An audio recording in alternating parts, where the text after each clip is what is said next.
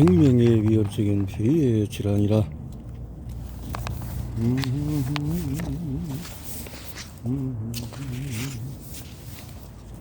독일에서는 매년 5만 5천 명의 폐암을 앓고 그 중에서 4만 5천 명이 죽습니다. 이는 모든 암 사망 건수의 5분의 1에 해당합니다. 세계적으로 매년 약 200만 명이 폐암을 앓고 150만 명이 사망합니다. 심지어 증가 추세입니다. 지금 어디에서도 15에서 20초마다 한 명씩 폐암으로 죽고 있는 셈입니다. 독일 남성들의 경우에서 폐암은 가장 흔한 악성 질병이고 관상동맥 질환 다음으로 두 번째 흔한 사망 원인입니다. 여성 환자의 수도 점점 늘고 있습니다. 얼마 전에는 지금까지 여성의 가장 큰 사망 원인이었던 유방암이 그 자리를 폐암에 내주었습니다. 이번 장에서는 이처럼 생명에 위협적인 폐 질환에 대해서 살펴볼 예정입니다. 물론 마냥 기쁘게 찾아볼 일은 아닙니다. 얼마나 심각한 일인지 경각심을 일깨워주고 싶네요.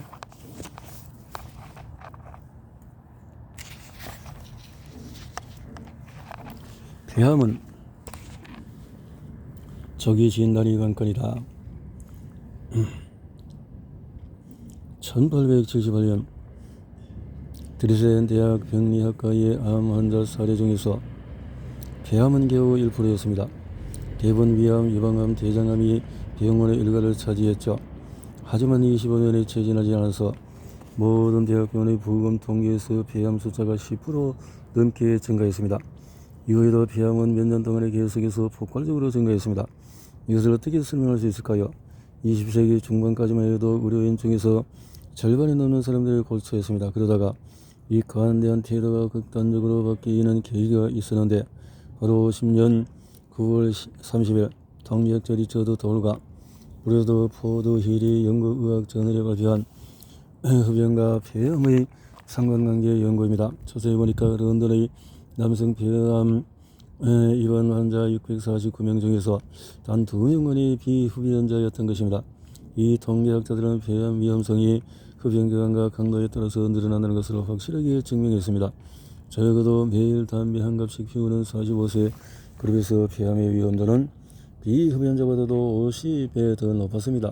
여태까지 담배와 폐암 간의 관계에 대한 애매한 지식들이 짐작이나 사례 보고 같은 미심쩍은 순간들에 근거했다면 이 연구 결과는 최초로 팩트를 제공했습니다. 1953년 미국 언스트 윈더팀의 연구에서 담배에서 추출한 타르 원액을 지구 피부에 발라 악성 종양을 만들어냈습니다. 한 잡지에서는 그들의 연구를 보고 몇 페이지에 달하는 사진 기사를 실었습니다. 상황은 단기간 내에 뒤집혔고 담배의 산업은 이제 소비 대세로 돌입했습니다. 1964년에 미국 한 출판사가 최초로 흡연의 위험에 대해서 경고했고 흡연자들에게 담배 소비를 멈추라고 요청했습니다. 담배 연기 중에서 함유된 암발병 성분은 곧 그 정체가 밝혀졌습니다. 벤조필렌, 니트로사민, 중금속, 벤졸타르, 입자, 폴루늄, 포르말데히드. 담배 연기를 이루는 4,000여 종 구성 성분 중에서 250여 종이 인간에게 독성이고 적어도 40종의 이 암을 유발할 수 있는 성분입니다.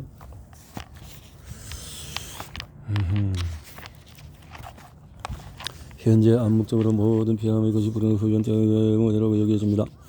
나머지 10%는 환경, 예를 들어서 광부병 같은 게 있겠네요.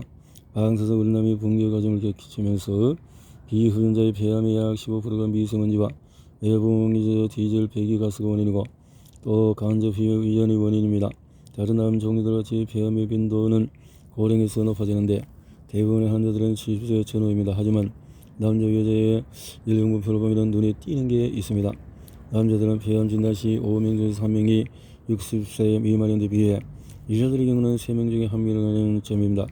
여성들은 평균적으로 더 젊은 시기에 폐암에 걸린다는 것입니다. 심지어 40세 미만 환자들의 경우에 여성 환자가 절반에 달합니다. 여성들의 폐암은 남성들을 어떻게 다를까요?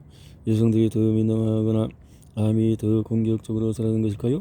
그렇죠. 여성 흡연자들은 남성들에 비해서 더 빨리 암에 걸릴 뿐만 아니라 비흡연자나 간접 흡연자 그룹에서도 성별 차이가 현저합니다.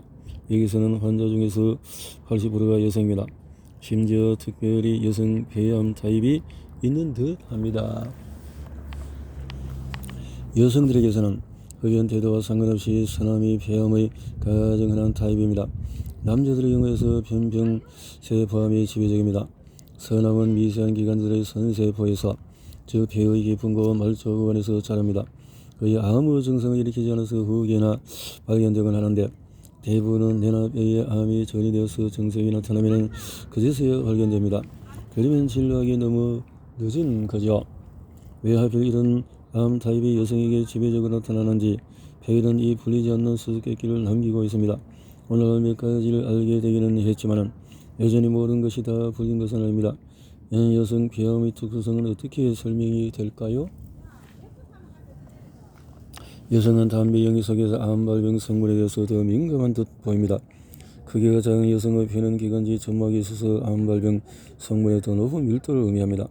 또한 여성의 성호르몬도 역할을 담당합니다. 예를 들어서 체내 에스트로겐과 프로게스테론의 높은 농도는 암발병 성분의 체내 해독을 방해합니다. 프로게스테론은 성장 호르몬으로 작용하기도 해서 유전적인 특정 변화를 가진 세포의 변종 이른바 돌연변이를 장려합니다.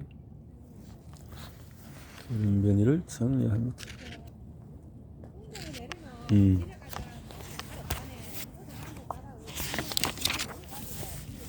성호르몬과 유전적인 요인 간의 협동 작업은 유방암에서도 비슷하게 나타납니다. 게다가 하필이면 젊은 비후염자 여성의 선암 발생에서 중심적인 역할을 담당하는 듯합니다. 선암의 경우에 암세포 유전자 속에서 특히 특수한 돌연변이가 자주 발견됩니다. 이 돌연변이들은 암을 유난히 공격적으로 만들기도 하지만 집중적인 치료에서 이용되기도 합니다. 여성들에게서 선암이 지배적인 또 다른 이유는 여성의 흡연 태도 자체입니다. 1970년대까지만 해도 소수의 여성만이 담배를 피웠고 남성들이 피울 사람은 다 피우고 있었습니다. 그 때문에 여성은 매우 매력 있는 마케팅 타겟으로 여겨졌습니다. 일종의 여성용 담배가 나와야 했죠. 필터와 날씨는 모양의 조합은 특히 성공적이었습니다. 필터 담배는 필터 없는 담배에 립스틱이 묻는 것에 비해 훨씬 더 사용하기 편했고 깨끗한 흡연이라는 이미지를 암시했으며 날씬하게 해주는 담배는 판에 박은 듯한 이미지가 마케팅에 사용되었습니다. 애석하게도 여성들은 열광했습니다. 그리고 필터와 함께 흡입되는 유해물질을 보는 물이 달라졌습니다. 이제 큰 전기 입자는 필터에 남고 미세한 부유 입자만 흡입되었는데 이 성분들은 폐의 아래 구간으로 더욱더 깊이 스며들어 그것의 선세포에 암을 발생시켰습니다. 그 영향들은 약 20년 후 여성의 높은 선암 발병률로 드러났습니다. 약간 늦긴 했지만 남자들 역시 1960년대와 70년대부터 필터 없는 담배잎에서 필터 담배로 갈아탔습니다. 폐암은 오래동안 아무 증상도 유발하지 않습니다. 기침, 각혈,胸痛, 피로, 체중 감소 등의 증상들은 이미 암이 퍼진 후에나 나타납니다.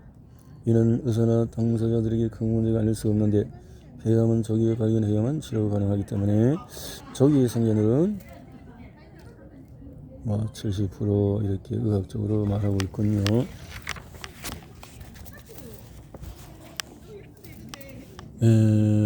암세포들은 신체의 보통 세포들보다도 빨리 증식됩니다.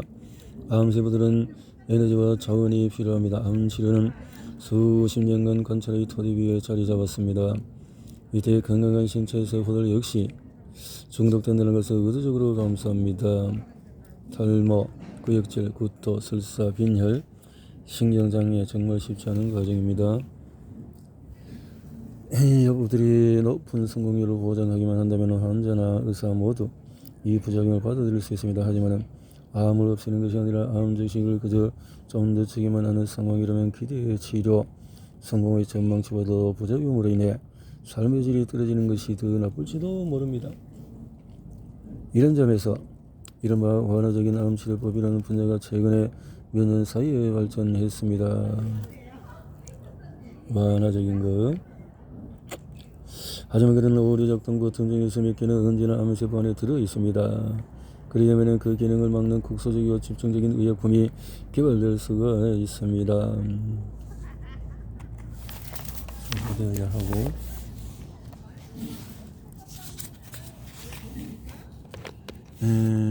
현재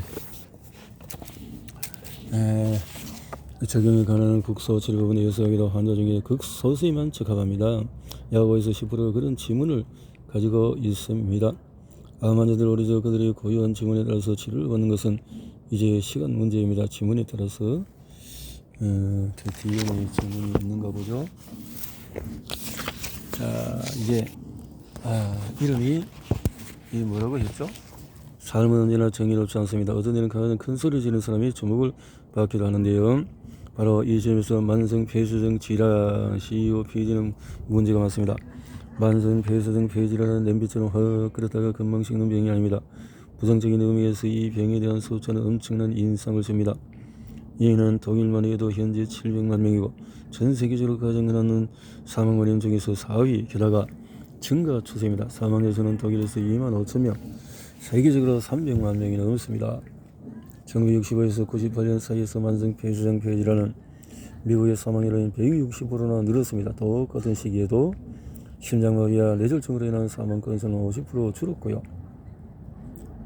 폐가 하지만 누가 만성 폐쇄성 폐질환에 관심을 두나요? 알기나 하나요? 아닐 겁니다. 왜일까요? 이 질병이 대체로 노인들에게 발생하기 때문일까요? 그건 당뇨병이나 고혈압도 마찬가지입니다. 대부분 흡연자에게 해당하는 병이라서 또 심장마비와 뇌졸중도 흡연이 문제인데요. 그럼 이유가 뭘까요? 확실합니다. 만성 폐쇄성 폐질환의 영문명은 COPD라는 이름이 문제입니다. 사람들은 나열된 알파벳에는 관심이 없습니다. 사람들은 누가 풍이 왔다 하면 동정심을 가지지만은 심장마비와 암으로 사망한 희생자를 애도하고 우울증 환자를 위로합니다. 하지만 COPD라는 이 알파벳은 이게 뭐죠? 오늘 성공적으로 관철된 의학약자의 유일한 사례는 에이즈입니다. 에이즈. 마치 하나의 단어같이 발음할 수 있잖아요. 그런데 코프는 어떻게 발음하죠? 콥트? 어째서 할배 이렇게 해도 안 들어가는 약자일 거예요. 반대하는 목소리 없었나요? 당연히 있습니다. 있었어요. 프랑스어를 모국어로 사용하는 전문가협회는 이 개념을 받아들이려 하지 않았습니다. 이름은 그랬구나. 그래서 그들은 그들의 나라 용어로 된 PCO로 이 모든 성을 더 나쁘게 만들었죠. 끔찍하죠. PCO. 일차적으로 전식과 개념을 분리하는 게 관건이었습니다. 사실 이 분리는 의사들에게 있어서 중요한 문제가 아니었습니다. 만성 폐쇄성 폐질환 환자의 다수가 전식 환자였기 때문입니다. 치료도 똑같았습니다. 하지만 그 후에 점점 많은 사람들이 전식과는 전혀 다른 기도 진을 않게 됐습니다. 그럼 본질의 차이는 뭘까요? 전식은 주로 어린 시절부터 발병되고 그 주원인은 알레르기입니다. 그와 달리 폐쇄성 기도를 가진 흡연자들은 나이가 많고 모르는 사이 수년에 걸쳐 슬쩍 발병하며 알레르기는 아무 역할을 하지 않습니다. 그리고 호흡 곤란 외에 기침과 가리가 주요 증상이었어요. 환자들의 폐조직을 현미경으로 관찰해보면 더 분명한 차이가 드러납니다. 모세의 폐포가 파괴되거나 지나치게 늘어나는 경우가 많았습니다. 이 현상은 이미 1679년에 제네바의 병력자 테오빌 보네가 폐기종이라고 불어넣는다. 폐기종이라고 명명했어요.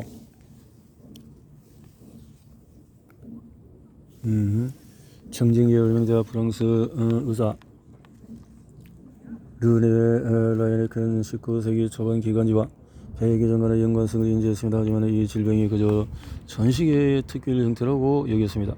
50년대와 60년대의 폐 전문의들이 만성기관지염 폐기종의 개념을 좁아진 기도의 흡연자 변이를 성립하기까지는 오랜 세월이 필요했습니다. 심지어 여기서 끝날 수도 있었습니다. 하지만 몇몇 전문가들은 좀 더 정확히 알고 싶었습니다.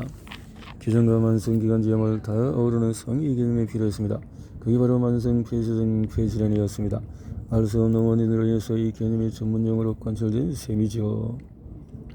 아무튼 이것은 60세가 넘는 남성의 질병 골초 흡연자 말보로맨 질병으로 통했습니다. 이 판이 바뀐 이미지는 오랫동안 옳았고 오늘은 완전히 틀리지는 않습니다. 하지만 역설적이어도 만성 폐쇄성 폐질환의 가장 오래된 사망자는 여성이고 60세 미만의 비흡연자입니다.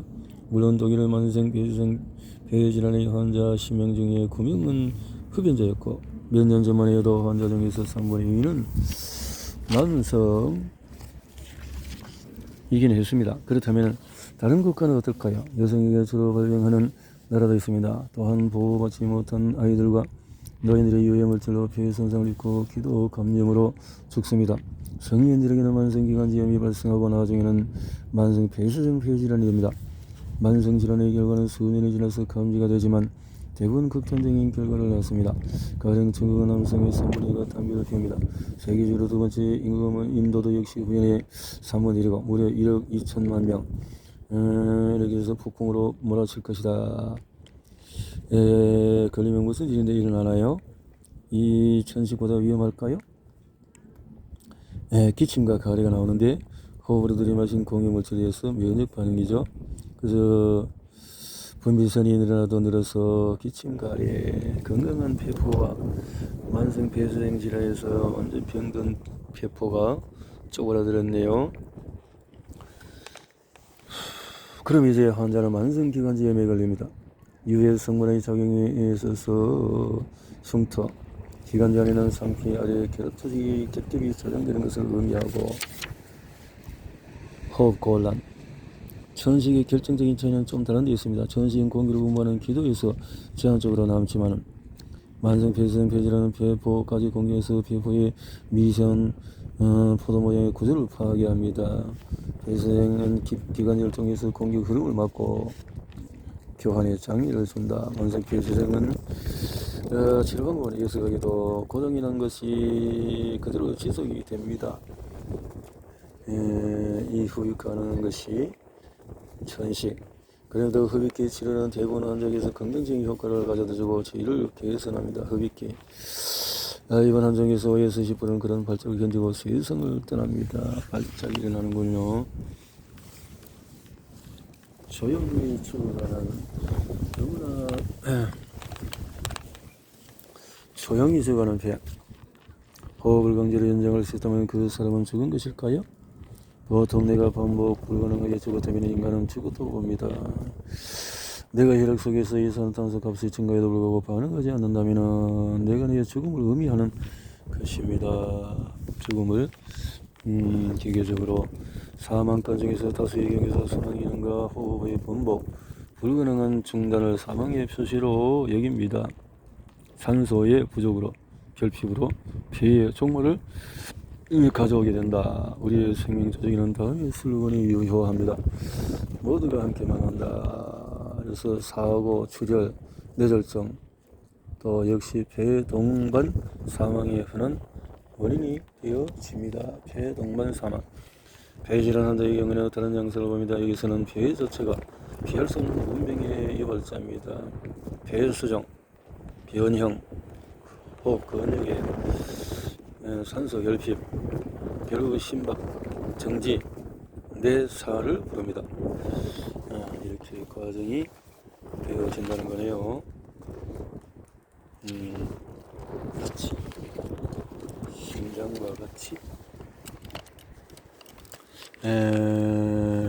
더욱이 65세 미만의 젊은 환자들에는 심한 만성 폐쇄성에 걸린 경우에 폐이식에 대한 가능성을 시시적절하게 생각해보는 것이 좋습니다. 독일에서는 매년 300명이 폐이식을 한다.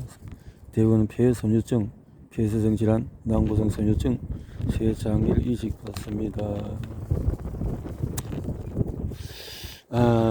그렇게 난고성 섬유증의 환자들은 대부분 만성 폐위염증을 가지고 있기 때문에 양쪽 폐엽을 색으로 교체해야 합니다.